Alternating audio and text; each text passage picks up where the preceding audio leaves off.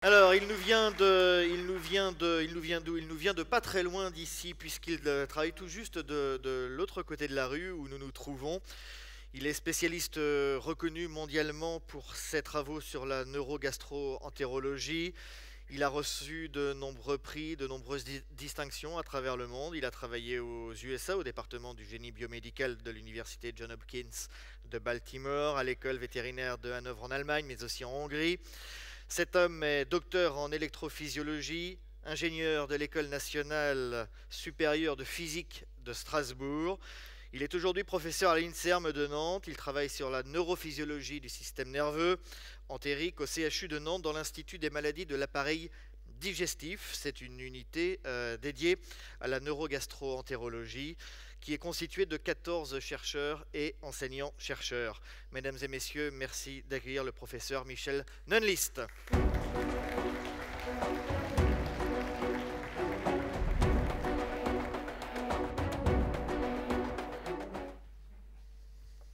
Monsieur Neunlist, nous vous écoutons. Oui. I just put my time on that I don't exceed time. I think it's important to respect the time. Half an hour. Okay, half an hour. Okay, so first I want to thank colleagues for giving me the opportunity to present some work that we and others performed. So I think one of the important messages that I want to transfer you is that indeed our gut is not only an organ that absorbs food, but it's an organ that interacts very much with the environment, whether a healthy environment or deleterious environment can indeed alter gut function, but more importantly also can alter our health overall. And one of the key integrators that I will present you that is responsible for this integration between the outside world and our body is a nervous system, because it has all the abilities to respond to all these challenges. And to start with, okay, I have to comment, sorry. To start with my talk, what I want to emphasize is that probably nutrition and the search of food is probably one of the most important driving force of evolution. And the gut had, in order to accomplish its task, to adapt to all these nutritional and environmental challenges and changes that it had. And this is very well illustrated here, where you can see the gut of different species. For the most simple species which search for food is, of course, for instance, bacteria, but also multicellular simple organs. And you can see that in the diversity of the evolution of the species from what is the lamprey, the cyclostome, toward the human, you could see that the system has complexified in order to improve its challenges, or nutritional and environmental challenges that it was facing. And probably this ability to adapt, of the gut to adapt to its environment, was at the basis for the development of different organs, and in particular of the brain. And what is interesting also to see is that when you look at more simple organisms, the brain structure were very simple, and they were mainly dedicated for the search of food. And it's only once different processes have evolved, in particular the process of cooking in these humans, that you had the development of other areas, such as the neocortex, that helped to get us human, to get to think. And so this is a very central and a very good example showing that indeed the gut and the brain are connected from an evolutionary point of view. But more than that, the gut and the brain are probably directly connected. And even more importantly, since the gut function is very complex, the evolution used the ability of the gut to first appear, the brain, sorry, to first appear in the gut and to stay there to accomplish all these complex tasks. So what I want to further go on in my talk is that to illustrate to you these concepts, and therefore I want to separate my talk in three major parts. First, I want again to emphasize on the role of the gut in health and disease, not only in these of the gut, but as Hervé mentioned, also in more systemic diseases, and in particular in more chronic disease that we know and heard about it, that is a very increasing problem of health in our modern society. The second part, what I want to present you, is what we name the enteric nervous system. This is what we call the second brain, and in fact the microbiota is probably called the third brain. So This is the major part then of my talk. And finally, just because we're in a meeting where people are interested in knowing how food, nutrient can impact on health, and in particular gut health, I will just try to illustrate you how indeed nutrition or nutrients can impact on gut function and how they can modulate neuronal regulation of gut function. So, as you know, now back to humans, in our life, this is just some numbers. During your life, you eat about 30 tons of food and 50 tons of liquid. 30 tons, just in order that you know it's about the size of a small Airbus. Okay, and for people who cannot catch the plane, it's the size of the train that will bring them back to the right place where they came from. So this is something that has been taken over our whole life. And this is basically, these processes are regulated by three major functions of the gut. First, motility, which has to drive the nutrients to the different sites of absorption. And the second part is the nutrients have to be absorbed in specialized region. For instance, lipids are not absorbed at the same region as, for instance, sugars or proteins.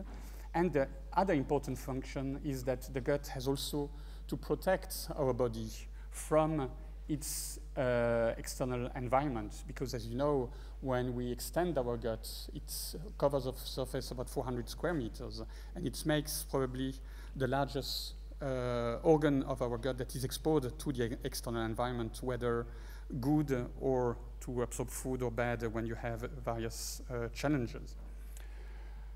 One of important I'm pressing. Maybe not strong enough. Okay, one of the important terms that regulates proper gut function is a term that is true, of course, for the gut, but it's also true for other organs. This is the term homeostasis, and homeostasis was coined basically by Claude Bernard, which was a French medical doctor of the 19th century, and further put forward by Cannon. And what does homeostasis or health mean? It's the capacity of an organ, and in this case, I will speak of the gut, to maintain the systemic equilibrium in response to constraint. So in fact, this is basically also the definition of life, because we're every day facing different constraints.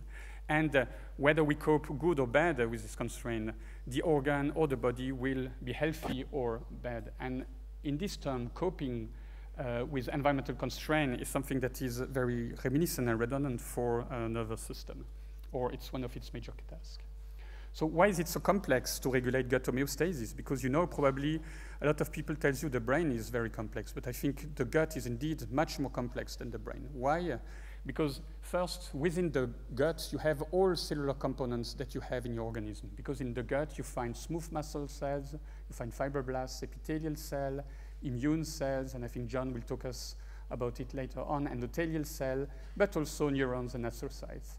And all these cells that live very closely together have to communicate each other and regulate their function not only locally, but also along the gut. And to increase this complexity, we know that the gut receives also signals from inner of the body, that is from the brain, from the liver, the heart, etc. But more importantly, and this is also why the gut, maybe with other organs such as the lung, is also so complex, is because it receives a lot of outer signals from the microbiota, from nutrition and pathogen. And to make things more complex, these signals are of course changing during time and within minutes, within hours and days, and also during life. And I think this is something that is makes things very complex. It's very simple also to say, but I think we have to keep this in mind when we further study gut physiology, both in health and diseases. I have some problem. Okay, so it's getting a little bit more complicated, but this slide is what it summarizes. It summarizes when we want to study gut homeostasis, you have to start at some point. And maybe one of the best points you have to start is at the environment between the external world and also in the body. And this is represented by the intestinal epithelial barrier. And this is just a schematic region of what is the skin of your gut. These are the cells, the skin cells, basically, or epithelial cells of your gut. And they are in close or direct contact with all the external environment, whether microbiota, nutrients, but also toxins. And they are also at the interface, there are a type of frontier between the environment and the cells that are in your gut, that is immune cells, and also neurons, for which I will try to focus my talk on. And again, why choosing this, when I mentioned we have to focus on specific components of the gut to make simple things clear, and to go back to the definition of homeostasis. When we speak about the capacity to maintain a system or an organ at equilibrium in response to the constraint, I think we have to first study two types of cells. First, the cell that integrates the response to the constraint, that is the intestinal epithelial cells, because as mentioned, they're the first target and integrators of all the environmental challenge, but also the ability of a system to maintain the system at equilibrium is probably performed by the enteric or by a nervous system, and in particular here for the gut, by the gut nervous system. Why? Because to maintain a system at equilibrium, you need to detect the constraints. You also need to initiate a specific program, to coordinate, and also then to terminate the response. And this is the real role, basically, of a nervous system. And so I will just first go on to try to describe you the function of these two systems. First, why is epithelial barrier function so important? As mentioned, the epithelial barrier function is the skin of the gut. It allows to transport the nutrients, but also it allows us to protect us from the aggression by the pathogen. And this is a very fundamental, of course, task of the gut during health. But what is also known is that this barrier probably plays also a central role in many diseases, not only digestive diseases, because you know that chronic diseases are often multifactorial as well as multi-organ diseases, in which genetical factors of susceptibility can encounter an environmental trigger to, such as toxic pathogen, to trigger the diseases. And in this context, the gut, which is exposed to this environmental trigger, plays a central role, whether digestive diseases fit this scheme, such as IBD, IBS, cancer, but also extra-digestive disease, such as autism, metabolic syndrome, obesity, or even neurodegenerative disease, such as Parkinson's disease. In all these diseases, the gut is playing a central role.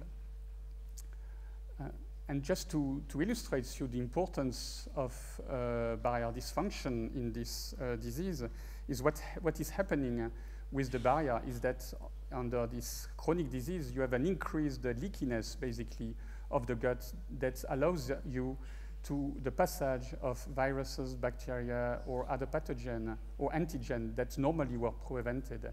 And the encounter of this pathogen with the immune response with the immune system can be a triggering diseases. So thereby enhancing barrier function is probably an important therapeutical target in the treatment and prevention of chronic dysfunction. And just to show you also the importance of barrier dysfunction during life, what has been shown, this has been experiments that have been performed in flies, and they looked at basically the permeability or the leakiness of this barrier in these mice. And what they show here, in these flies, what you see here, this is a fly that has a permeable gut because they gave these animals mediator that cross the barrier and that fluoresces. So this is a fly that has a non-permeable gut. And what is interesting is that you see when the animal age, there's a significant increase in the permeability of the gut. This is not so surprising, but what is more surprising is that when you look at a given age, the permeability of the gut, you can predict the age of death, meaning that at 10 days of age, when your gut is leaky, the probability that you live is much more reduced. So I think this is a very important concept. And what is also more important is that in this experiment, what they showed is that in these flies, when they restored barrier function, so when they tightened again the barrier, they again increased life expectancy, probably by a mechanism modulating oxidative stress in these animals. So this is just to show you that indeed in chronic disease and in others, barrier leakiness and enhancing barrier function is probably a central and key role. And one of the actors that can regulate this barrier function comes out of the microenvironment. We know that microbiota nutrient can do it, but what I will talk to you about is probably one of the central regulator of this gut function, in particular motility, also is the enteric nervous system. So the enteric nervous system, what it is, for instance, this is a look of mucosa, so it's a piece of the gut skin, and in black you can see the nervous system. So you see that your gut organ is very much and highly innervated by a nervous system, which is also here in very close vicinity with its target cell, in occurrence here, the epithelial cell. This is a cut of the gut, you can see epithelial cell. Here you can see nerve fibers, and they are very closely located, less than 0.5 micrometer, allowing direct communication and bidirectional communication between the epithelial cell and the environment and the nervous system. And so one of these capacity or properties of this nervous system is that it is integrated within the whole gut wall. And this is a picture of the gut. And you see with a stain that identifies the neuron, you see a very dense network of neurons that cover the whole gut. And it's organized in a less complex fashion as the brain, because it's a two-structure dimensional organization with neurons contained in ganglia. And these neurons, which are here about one ganglion contains about 20 neurons, communicate with each other via this interganglionic fiber strand that are the type of roads that neurons use to communicate with each other. And also one important aspect of this nervous system is that it has the same complexity in terms of neuromediators than in the brain, meaning that all neuromediators found in the gut, you found them also in the brain. And just in terms of number, you have about 200 million neurons, 1 billion glial cells. These are astrocytes. This is a cell type that is much and more studied, and this is maybe one of the cell types that made Einstein so intelligent. He had as much neuron as me, but much more glial cells, and probably this is a very important cell in terms of regulation of intelligence. And what I wrote here is that to highlight the independence of the system is that when you look at this gut innervation, you have only 50,000 vagal fibers, meaning you have only meaning these fibers coming from the brain and sending mainly messages from the gut towards the brain. So the gut is rather a very independent nervous system, and it's modulated by the nervous system, but not the central nervous system, but not controlled.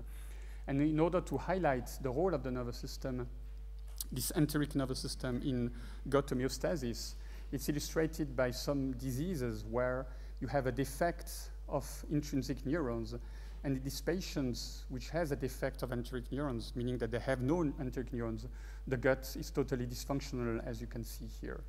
What is also interesting to further highlight the importance of this nervous system is that when you destroy this enteric glial cell, these astrocytes within the gut, you have a rupture of gut barrier function and destruction of the gut, suggesting that indeed this nervous system is probably very important and central in gut homeostatic processes. So this was a movie that I wanted to show you, but it didn't work. And this is basically what makes puts us all together, and we are all the same from this point. This is a gut that was taken out of the body, and what you saw here, these are the feces, and what I should show you here was the propagation of these feces that occurred independently of the brain. So I think with the images it would have been more straightforward to see, but what it also means is that when you added here, for instance, blocker of neuronal activity, all the motion, the gut motion stopped, suggesting that indeed this nervous system was key in developing motility pattern in particular. And this scheme just illustrates you the importance or the mechanism, the neural network that researchers have spent the last 30 years to try to decipher. And I think we had one of these father or eminent researchers in the next talk that developed this work, that is John Furness. He identified the circuit responsible for motility. So how is gut motility occurring? The gut is propagated, the alimentary bolus is propagated from the oral to the anal direction under normal condition. And this is finely regulated by different types of neurons. First, neurons that are able to sense the presence within the lumen of either distension or chemical stimuli. And these neurons do not directly sense probably the mechanical or chemical stimuli, but they use specific cells of the epithelial lining, that is the enteric ramospine cells, that will liberate mediator that will activate these primary neurons. And following activation of these primary neurons, you will have activation of two groups of neurons, that neuron that projects in the descending direction that liberates mediator that will relax the muscle, and at the same time activate neuron that liberates acetylcholine that will contract basically the muscle. So if you reproduce all this contraction, these are small circuits that are about 2 to 3 millimeter length. So if you reproduce these circuits all along the gut, you can have propagation, or this explains how the bolus is propagated and give rise to peristaltism. So where does this nervous system come from during development? So the origin of this nervous system is from the neural crest cells, and it's the nervous system that colonized very early on the whole gut from the rostrocaudal direction, so starting basically from the esophagus towards the colon. And this is done in a dynamic fashion in the embryo between E19 and E15. In the human, it's after 7 weeks of following conception, the whole gut is already colonized by the enteric nervous system. And this makes also sense because it's also probably one of the first nervous system that has to be functional.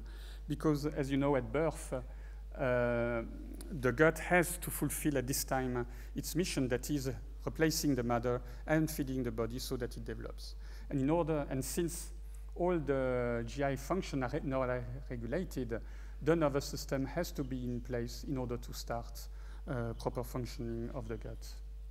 And this is just what it shows, is that nevertheless, following birth, there is a very huge plasticity, both functional and neurochemical plasticity still that exists in this nervous system, and that is responsible also for the postnatal development of the gut.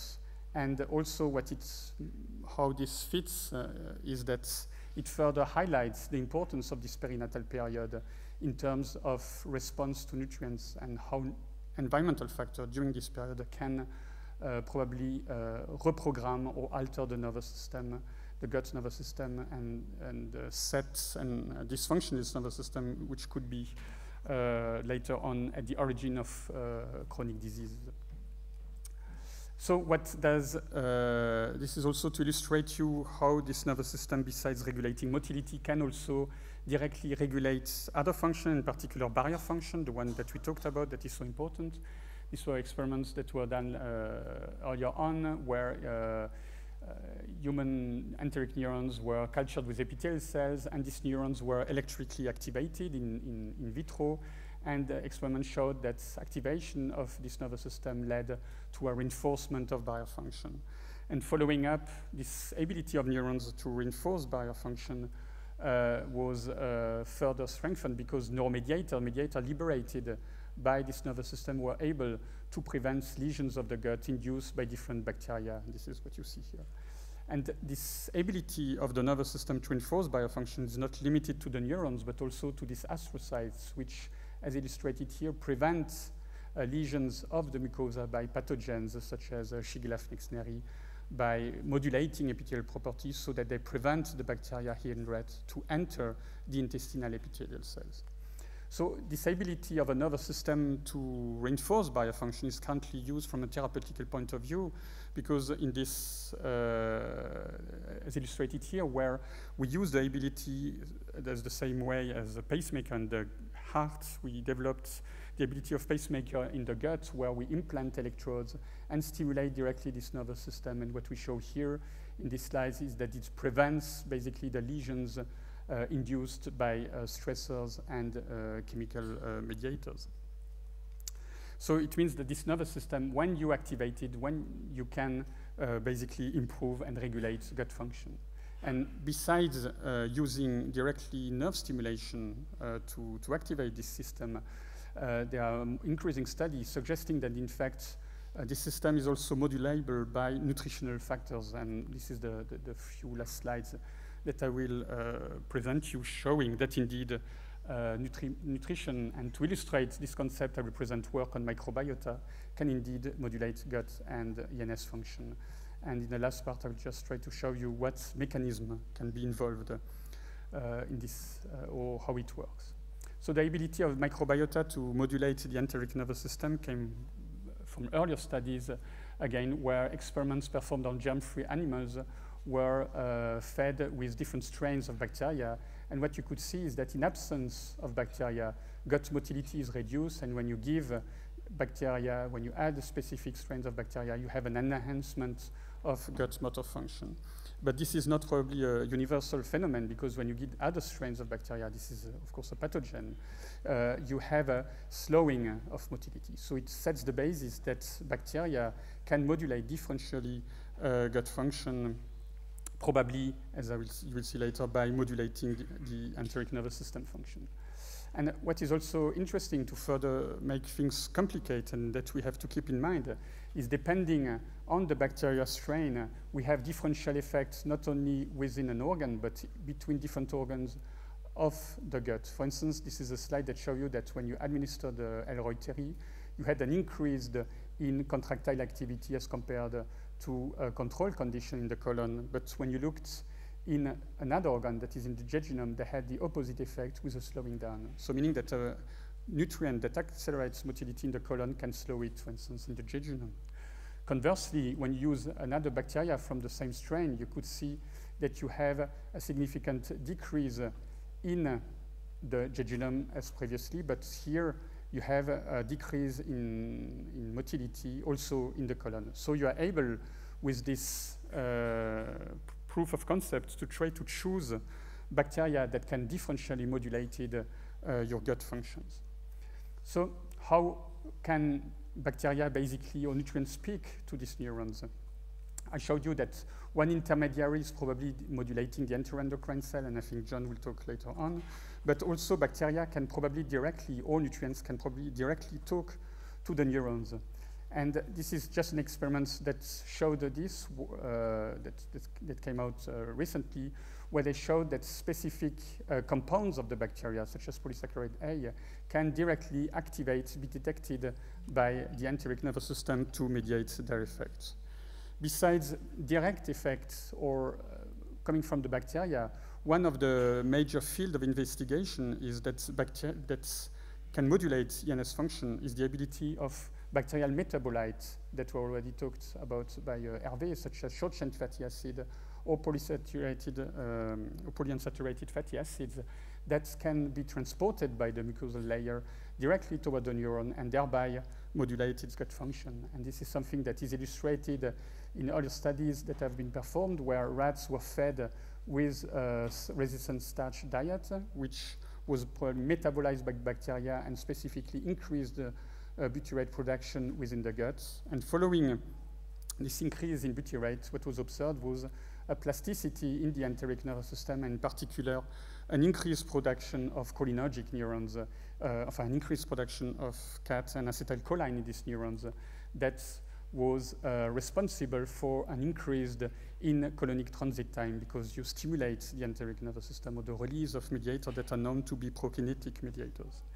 And these studies were performed, of course, in adult animals, were reproduced also in newborn animals, where we know that often newborn in pathological condition have an immature gut. In the same condition where enema were performed of butyrate in these animals, we could observe a significant increase in the proportion of cholinergic neurons and an increase in transit time. And to make things clear how data obtained in the lab can directly go to the, especially with nutrients, can directly go in clinical trials. We have currently an ongoing clinical trial where butyrate is administered to premature children in order to enhance gut maturation and ENS maturation in these patients. So this shows you the reliability of using nutrients, working on nutrients to transfer data from the lab top from the lab bench, toward the clinical practice. So besides short-chain fatty acid, we know that bacteria can also metabolize fatty acids, polysaturated fatty acid, and increase composition, for instance, of omega-3 within the gut. If we feed them with omega-6, specific bacteria can transform, metabolize omega-6 into omega-3. And there the question was whether beneficial effect of omega-3 can, upon gut function, can also pass via modulation of the nervous system.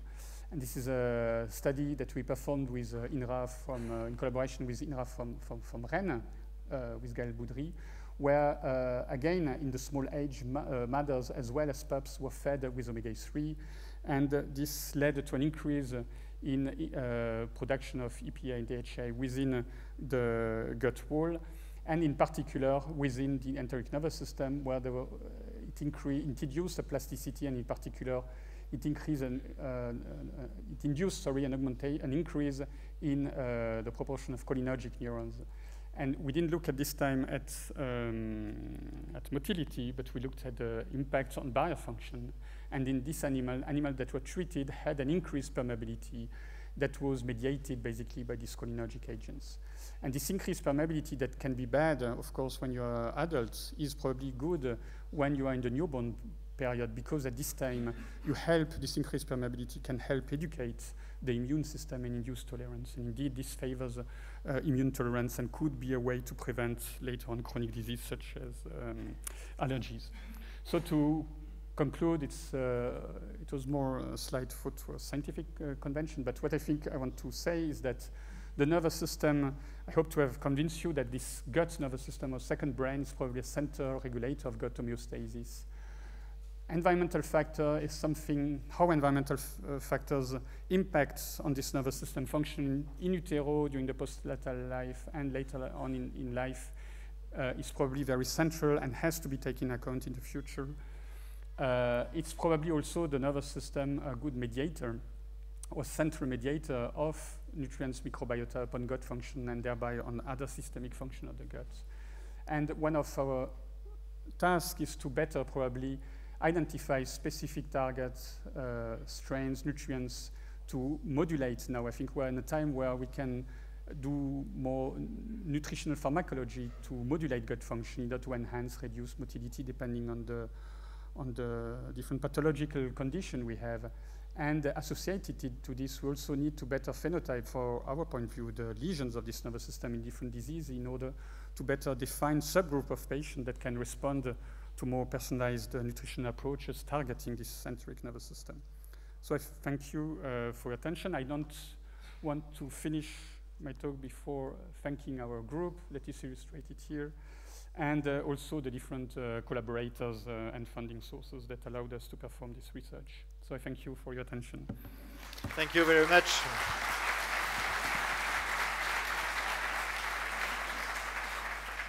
Thank you, professeur. On va suivre avec ces quelques images, comme pour le premier invité.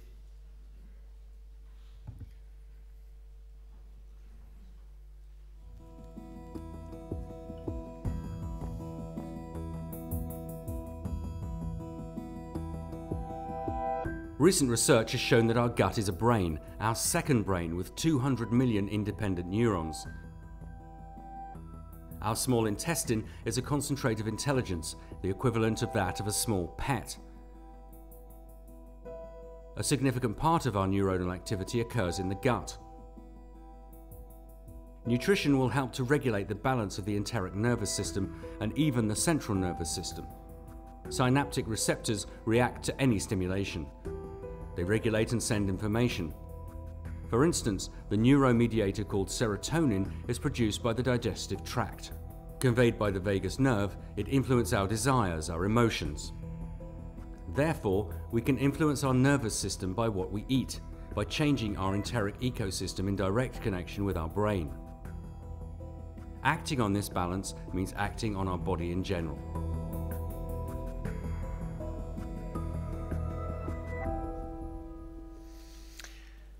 Est-ce qu'il y a des questions que quelqu'un souhaiterait poser à Monsieur Neunlist?